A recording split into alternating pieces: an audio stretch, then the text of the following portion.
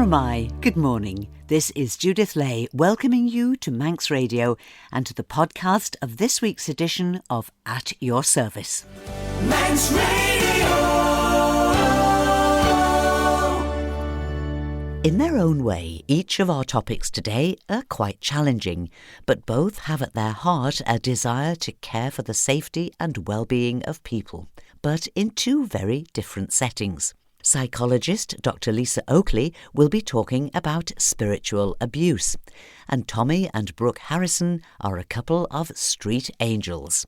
Ruth Rice is back with us again, and our notice board has several invitations for you to join in Harvest Thanksgiving celebrations over the coming week, so we're reflecting that season in our music today, starting with Come Ye Thankful People Come, raise the song of Harvest Home.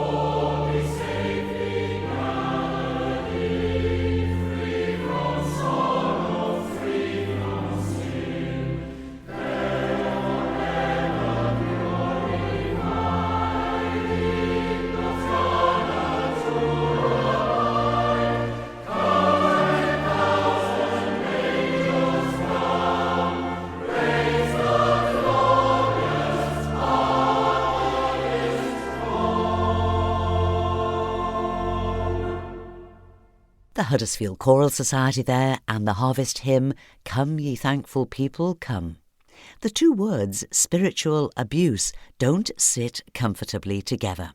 I don't want to think of our churches or religious organisations as being places where people are made to feel uncomfortable or even distressed by things that are said and unreasonable expectations that might be placed upon them.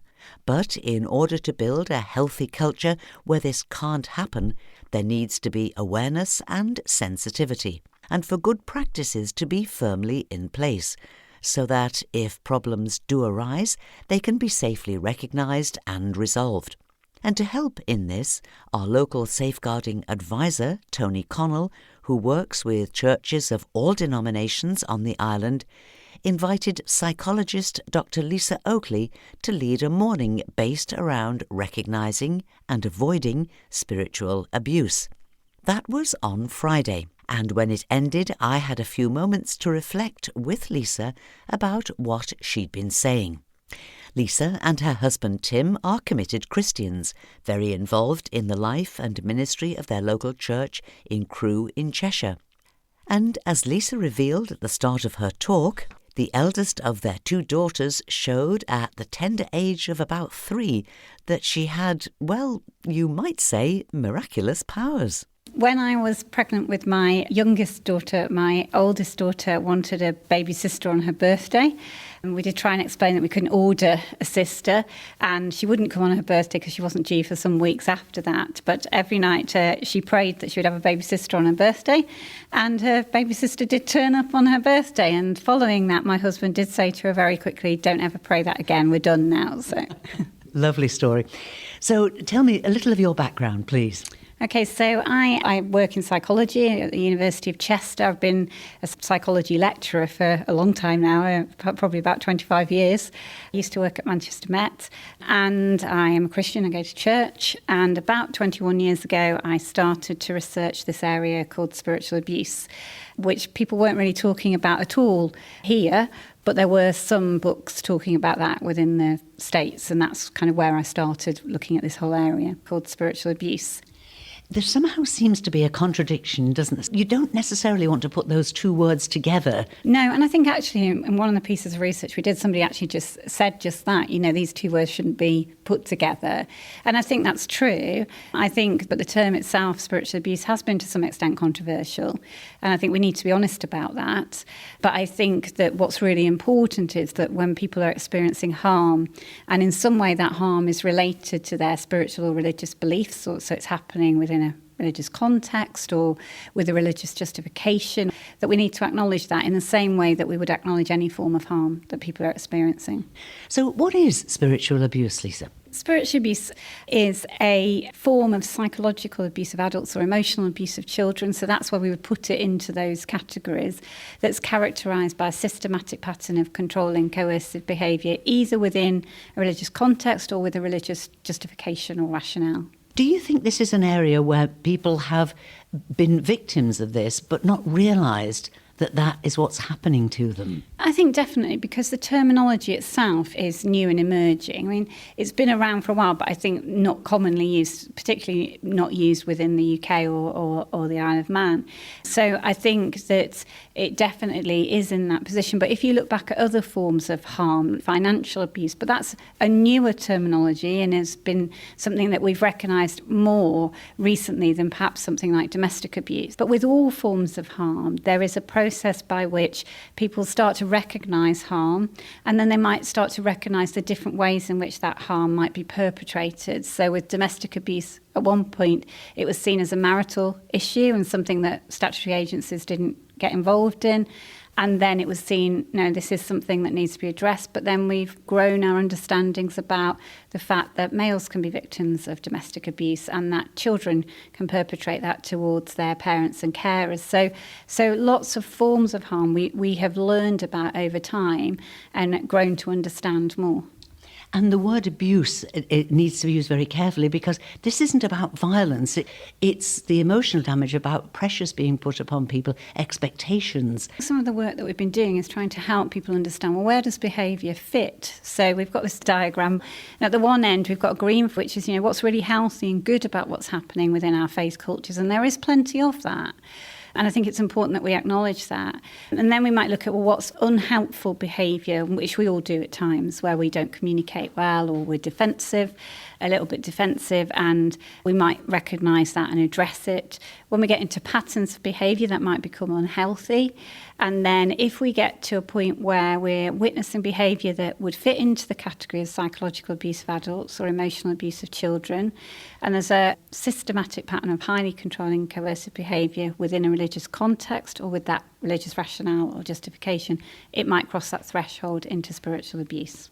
Now, we're having this conversation at the end of a morning seminar that you have led, where it was packed with information, but there was a lot that was more positive than negative, and I think that's very important to say that it was just bringing this out as a subject that all churches of all denominations need to be aware of if we truly want to be life-giving and supportive and a place where everybody feels understood. Yeah, I mean, when we do the work like we did this morning, we looked at spiritual abuse, but we always look at healthy cultures as part of this, because really what we were trying to do here is to say, let's try and prevent harm from happening. in these contexts. Let's try to identify it earlier when it does occur.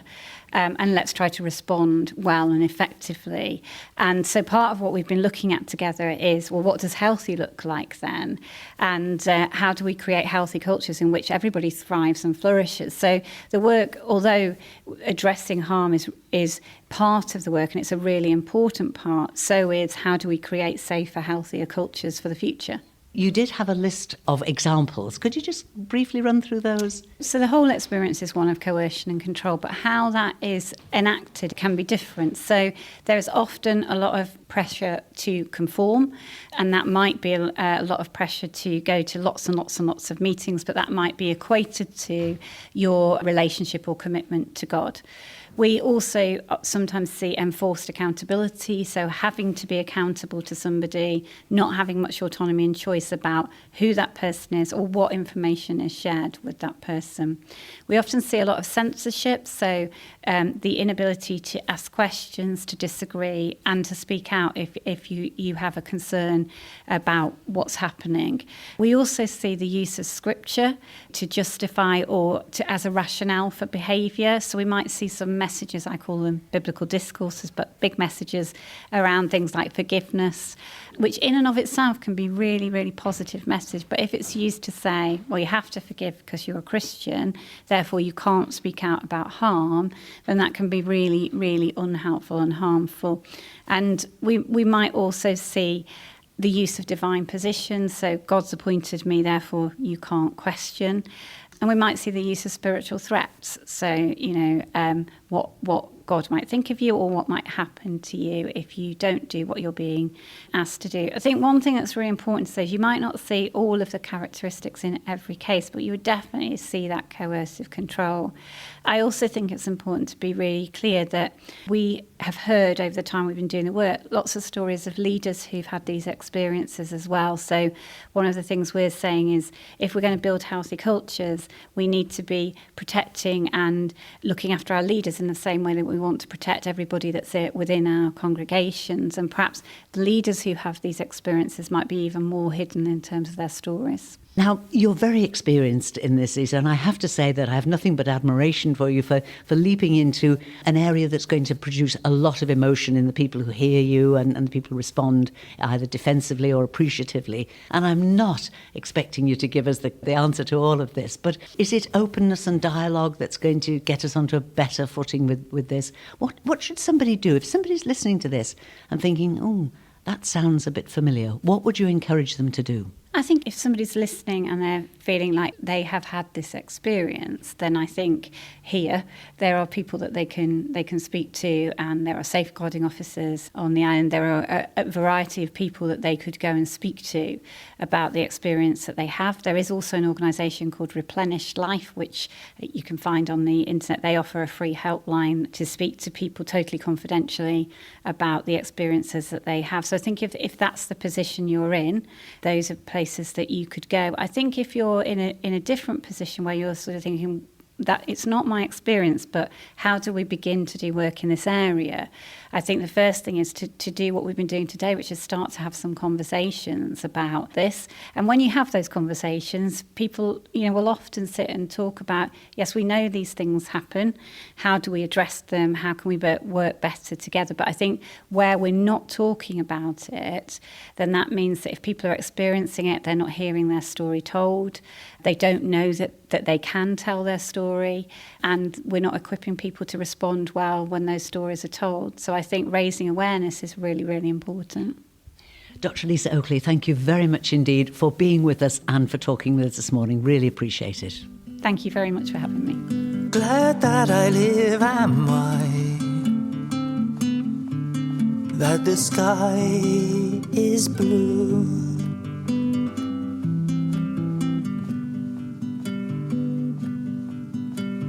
Glad for the country lanes and the fall of dew.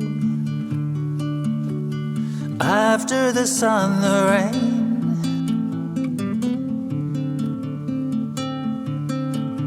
After the rain, the sun.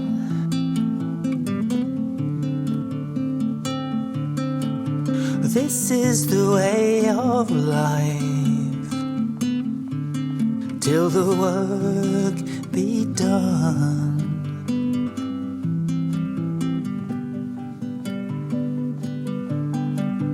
All that we need to do, be we low or high, is to see that we grow nearer the sky. More harvest-inspired music there from Asher Elijah. Glad that I live am I.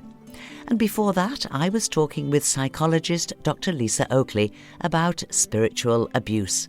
And if there was anything that Lisa said that gave you concerns about safeguarding issues, do please talk to a safeguarding officer. All churches have them and they're there to help and advise.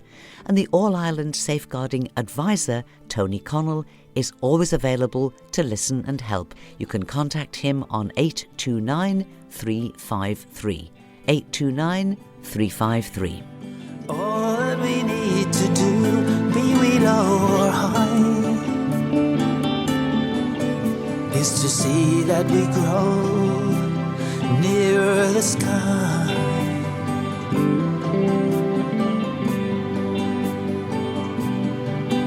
Is to see that we grow nearer the sky.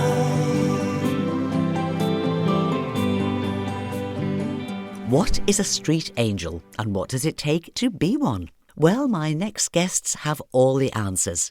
So let's welcome 20-year-old street angel Brooke Harrison and her dad, leading street angel Tommy Harrison. The only thing you really need to have to go out and be a street angel is to want to look after people who are vulnerable. And however they've become vulnerable, whether it's by their drinking too much or whether they're lost or whether they're ill, whether they've been in an accident. If you want to help people who are vulnerable, then that's what a street angel is. That's the only real quality that you need. And where do you go to be a street angel? It started in Douglas in 2010. Then there was a short break and then we started it again in Peel and we've moved back to Douglas. So at the moment it's operating in Peel and Douglas. We are hoping to expand out to the rest of the island, but small steps at the moment. All the street angels are volunteers, nobody's paid, and we go out in groups of 3. Sometimes we can go out all night and the team will say, well, it's been a quiet night and nothing's happened. But we might have spoke to 20 or 30 people, we might have been seen by 300 or 400 people.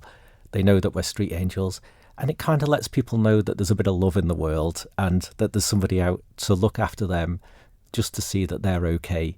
I'm not saying that other people don't do that, but when they see that we specifically given our time to put on a jacket and walk the streets, it just, I just think it lightens up the streets a little bit. I think that's a beautiful way of putting it, Tommy, because you put your high-vis jackets on and you stay out all night. I think the most important thing that we do out there is we just talk to people, and sometimes people are lonely. They might not have spoken to anybody all day, and we'll just talk to them. Brooke, let me bring you in at this point. Why do you want to do it? Because I've been in vulnerable situations and there's been somebody come along to help and it has really made a difference to my life. So I just want to be that for somebody else. You have somebody who doesn't know the way to the bus station, or you've run out of money to get a taxi, or you just get too cold and you feel ill, and so many different things that can happen that can make you vulnerable. And once you become vulnerable, it's easy to become helpless. Yeah, definitely. We wear high-vis jackets and one of us usually has a backpack on, so you can see us from a mile off if you need help. What do you have in your backpack? We have a first aid kit. We have flip-flops for people who have lost their shoes or can't walk in their heels or whatever. We have foil blankets to keep people warm. If somebody's had too much to drink and they just want some water, we'll give them water. We bring a dustpan and brush and bags, which we use to sweep up broken glass. There's usually a broken bottle every night to sweep up, and that stops people stepping on it and animals walking on broken glass. It's also restoring people's dignity. Because Definitely. Nobody wants to be in that situation. Yeah, definitely. Nobody wants to be drunk on the side of the road with everybody seeing them or just in a vulnerable place. And we definitely try and restore that as much as we can. Have you got a good relationship with the police? Do they appreciate what you're doing? We do have a very good relationship with, I say, the control room, because they're the people that we phone and we just tell them what our issue is, and then they decide whether they're going to send an ambulance, whether they're going to send a police, but we let them decide who they're going to send out. We keep a dignified distance from the police because we don't want people to think that we are police. We're not out there to report crime. We're there to help vulnerable people. But saying that, we do have our boundaries, so we will always report violent crime, and 100% we will always phone in if there's children involved. But strangely enough, when we'd done Street Angels in 2010, after 2 years, street crime fell by 17%, which is a common thing to happen with Street Angels when they're out, is that street crime does fall.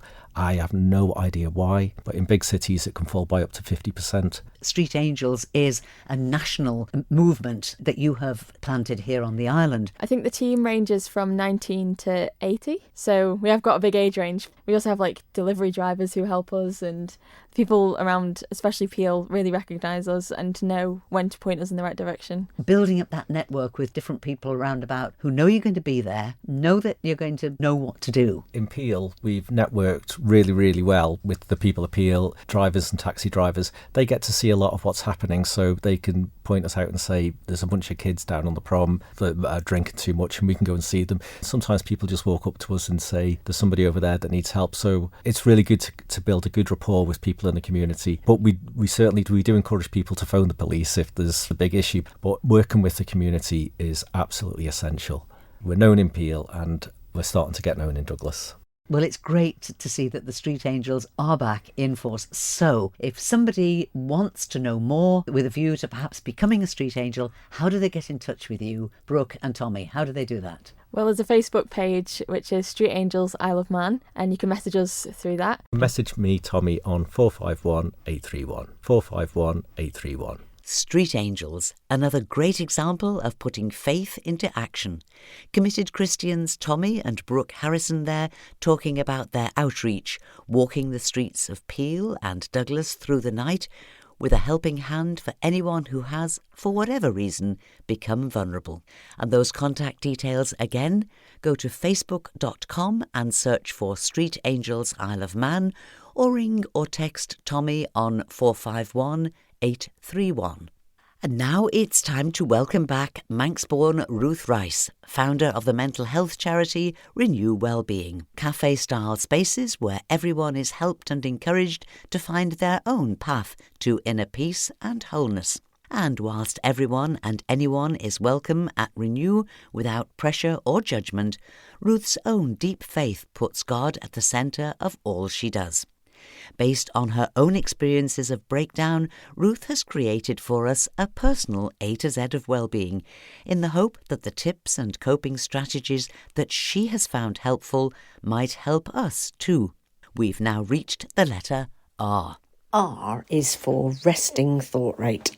So this is a little phrase I kind of made up when I've been thinking about how very often the mental and emotional battle for me is going on practically all the time, because in my head there's always about 20 conflicting thoughts. I wake up thinking about loads of stuff. I mean, I'm so jealous of my husband because he'll wake up and I'll say, what are you thinking about? And he go, nothing, I've just woken up.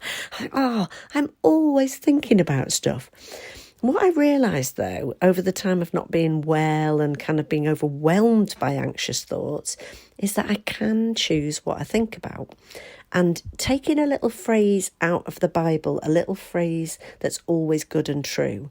So, for example, it's Psalm 63 that I'm meditating on this week.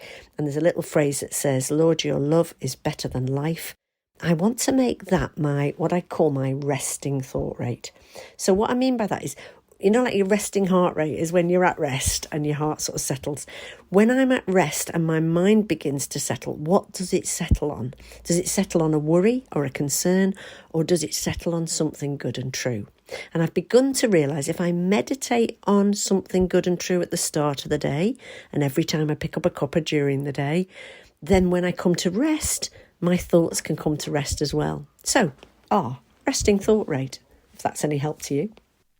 Thank you, Ruth Rice. And Ruth will be back on next week's programme, but not with another letter from her personal alphabet of well-being. Next week, Ruth will be here with a personal invitation to meet her when she's back on the island at the end of this month, leading a wellbeing retreat at Tide of A, House of Life, our retreat centre based at Ballawattleworth House in Peel. Details of Ruth's wellbeing retreat are available now at the Tide of A website, and the web address is really easy, retreathouse.im. And listen out for Ruth next week explaining what her wellbeing retreat is all about. And now let's take a look at our notice board. You're invited to the Dalby Harvest Home this evening at 6:30 in Dalby Church, with harvest hymns and reflections by Paul Costain, Phil Gaughan and Jean Cowan, talking about harvest past and present. Paul is also the soloist for the service, which will be followed by supper in the schoolrooms and an auction of baking and produce. Tomorrow it's Super Monday at Colby Methodist Church. Pop into the church lounge between noon and 1 o'clock to enjoy a bowl of homemade soup and fresh bread. There's no charge, but any donations to help with costs would be most welcome. This Friday there'll be the usual weekly coffee and chat from 10:30 in St Thomas's Church here in Douglas, just off the promenade by the Gaiety Theatre. And as it's the first Friday of the month, it'll be followed by lunch served between noon and 1:30 with a warm welcome for all. The very popular Harvest in the Barn service at Ballacregan Farm in Glen May takes place this Friday, October the 7th at 7 p.m. There'll be traditional harvest hymns and readings with music led by Crosby Silver Band.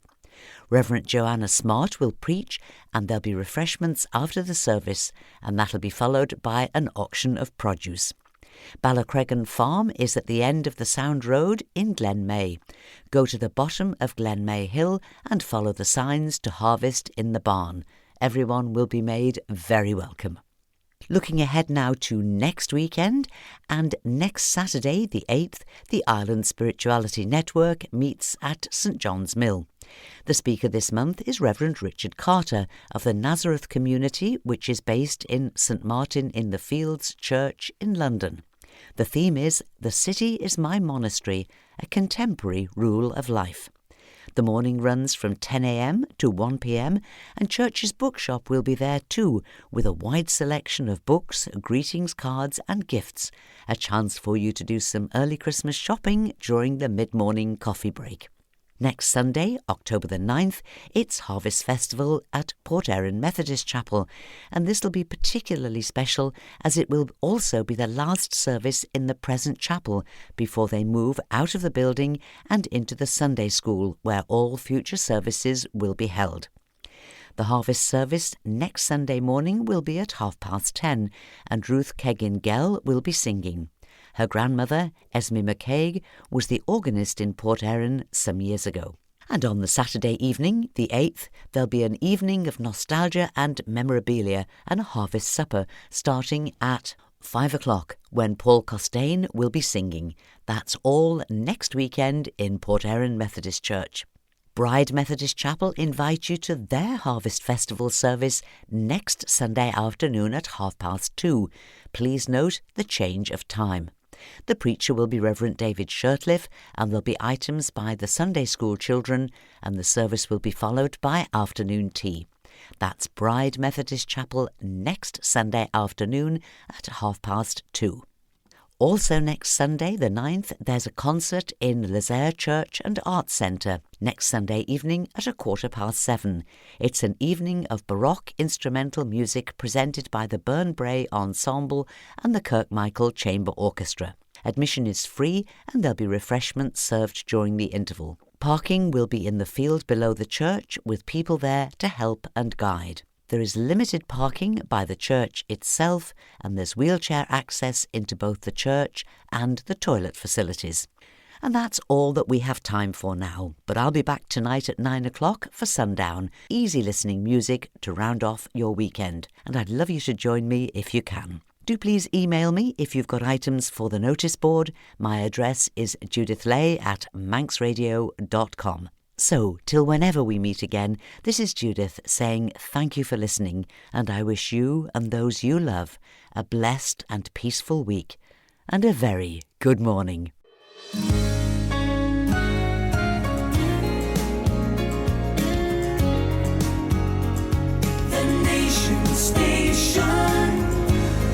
It's radio.